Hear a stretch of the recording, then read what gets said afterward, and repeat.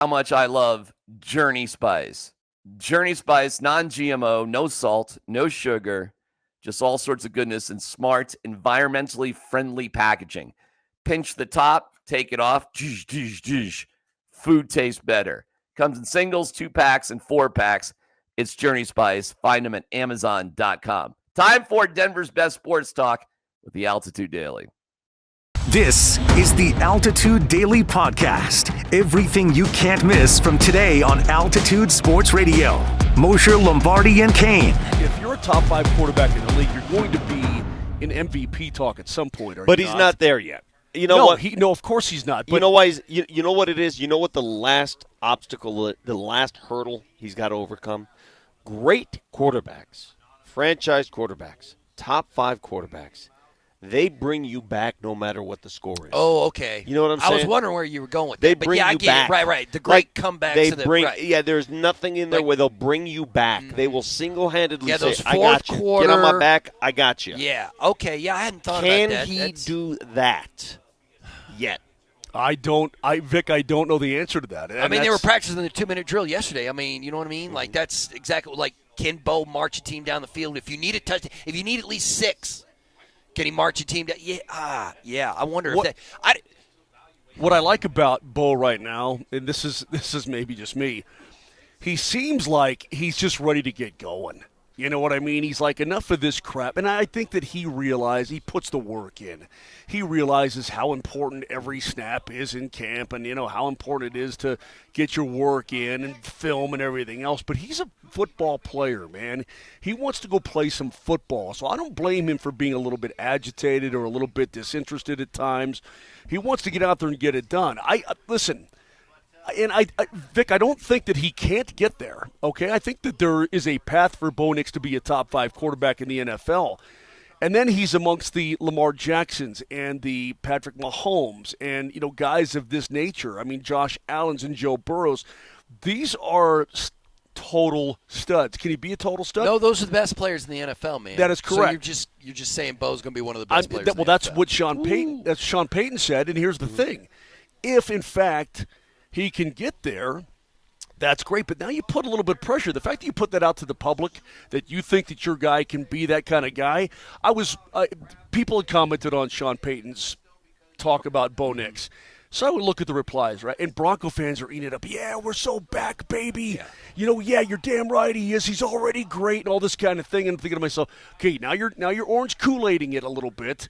And yeah, but don't you think Bo Nix is the type of player who doesn't need the outside motivation, right? Absolutely. There are players who get a chip on their shoulder because they need that chip to be good at what they do. But that's also absolutely. But that's a hell of a position for a coach to put a second-year quarterback in. It tells me that he truly believes in him. He really thinks he can be that good, and it's also a little cattle prod. Boop. The Altitude Daily. The Morning Sprint. Yesterday was a day that had major undertones of, I used to work for Jerry Jones. Jason Garrett was here. Sean Payton, former offensive coordinator of the Dallas Cowboys. Also, I am guessing at some point, Sean Payton was passed over for the amount of times that the Dallas Cowboys had job has been open in the last 30 years. I'm guessing Sean Payton's been passed over by Jared Jones. He wanted to make it really clear. Ask these questions, man. He wanted to make it very, very clear that Jerry Jones is one of these owners that you feel really good about going into the season and having a chance to win a Super Bowl. But in this era of Jerry Jones, just like the old era of Al Davis in his latter years, you got no shot. Sean Payton loves the ownership group here. He loves Greg Penner, Kerry Walton Penner. He loves it. They do things the right way. They sign contracts, not just within the salary cap, but also with the guaranteed money, with the incentives that make players want to put pen to paper. That's part of the culture you're building. That's not the case in Cincinnati. That's not the case in Dallas right now. And that's part of the reason why this team does have a chance, if everything goes well, to be in the conversation to compete for a Super Bowl. He's not wrong. Now, Dallas does have the baked-in especially because of the culture of football down in Texas. Like, it's very hard not to be a Texas kid and want to play for the Cowboys one day, want to have that star on the side of your helmet if you are an NFL talent, right? That's just baked into your DNA. Being America's team and winning those 3 Super Bowls under building a practice facility that is essentially like it's a hotel. It's a megaplex. Like, you can have a gym membership at the practice facility, which that'd be actually kind of nifty to have out here in Denver. But they have the baked-in advantage of, well, everyone, and I know it's a blanket statement, everyone wants to be a Cowboy. Cincinnati doesn't have that, right? Like, right. So the Bengals right now are in this. All those sweet helmets, though. Awesome helmets. Love the helmets. And I love how, you know who stole it? Or the Memphis Tigers? Oh, yeah. In the American this year? It's not as good, though. I think it's pretty good. Really? They've got they've got a lot of these. But I still the pearl white with the metallic blue on it. I think it's sweet. Personally, the thing that makes the Bengals helmet so awesome is that I've actually seen Tigers that have orange and black. What, you haven't seen a white and blue Tiger? I've never seen a blue Tiger, which is just crazy. The Altitude Daily. Columbus, Hastings, and DMAC. Station of the day is in regards to Sean Payton, how much he loves this football team. He's described his quarterback as a top 4 or 5 QB over the next 2 years. He's said that he's only had 6 teams previously that he thought could win a Super Bowl. This is his 7th team. Are you buying the hype coming out of Sean Payton? I am. I did that Denver game at Arrowhead with the blocked field goal that would have won it, right in the middle of the season.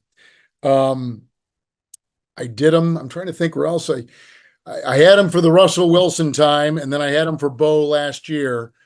And did you guys see the ESPN story written by, was it Wickersham or Wicker? Somebody, I just read it today or yesterday about Sean's equation grading quarterbacks, his formula for grading quarterbacks and going through their college tape and grading every play, and when they threw a pick or when they made a good out, pattern throw, or when they decided to flee the pocket and run. Anyway, for a Bronco fan, I would highly recommend this story.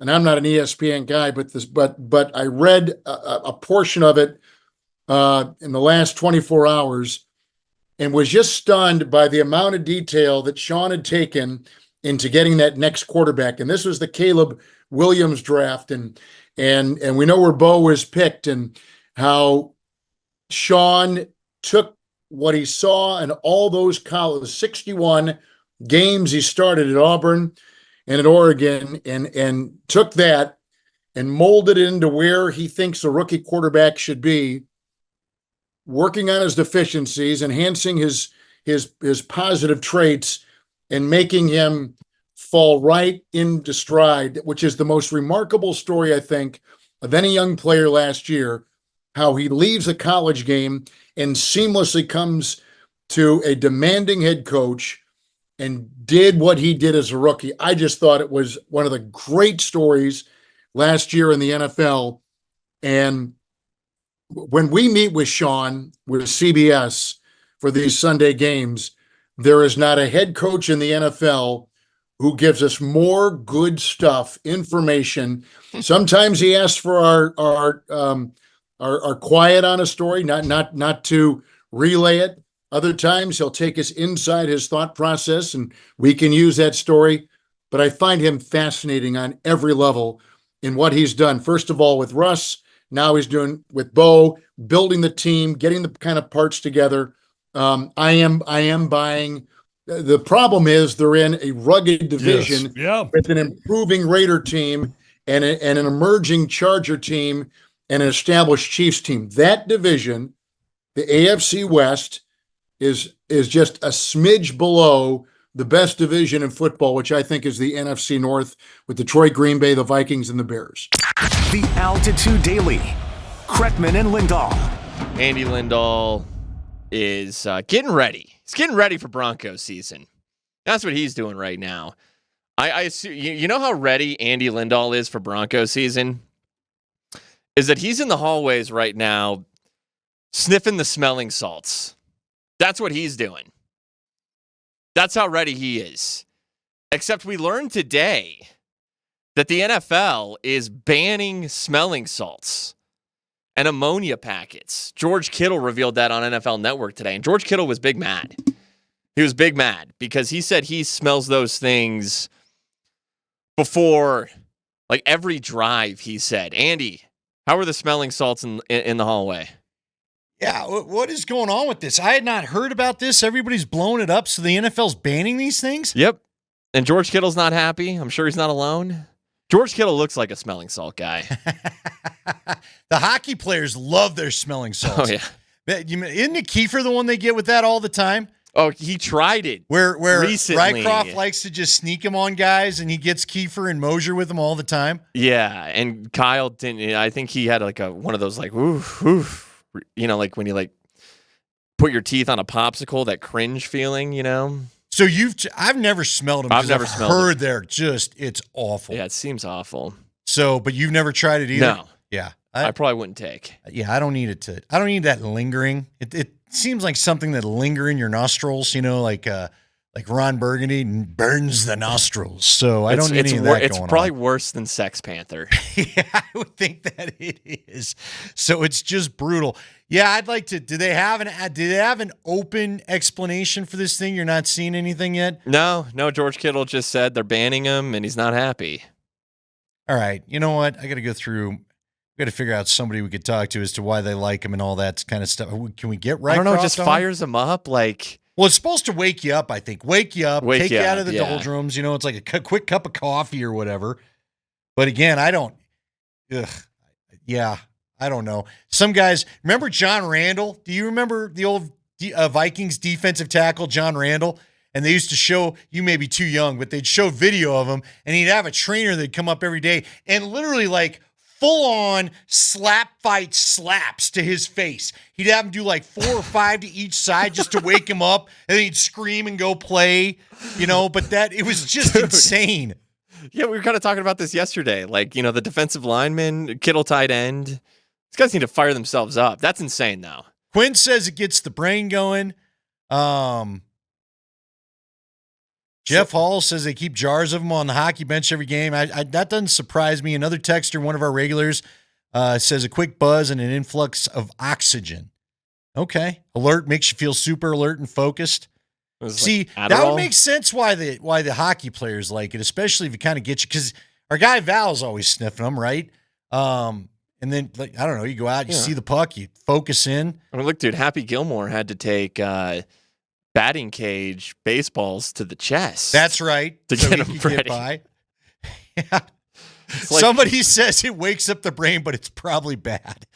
Yeah, it's probably not good for you. There's just, I don't know, the gut feeling. Jeff says it clears out your sinuses. Oh my gosh, yeah. You've been listening to the Altitude Daily. Catch us live weekdays on 92.5 FM, the Altitude Sports Radio app, twitch.tv/AltitudeSR, youtube.com @Altitude Sports Radio, and your favorite smart speaker. Say Altitude Sports Radio.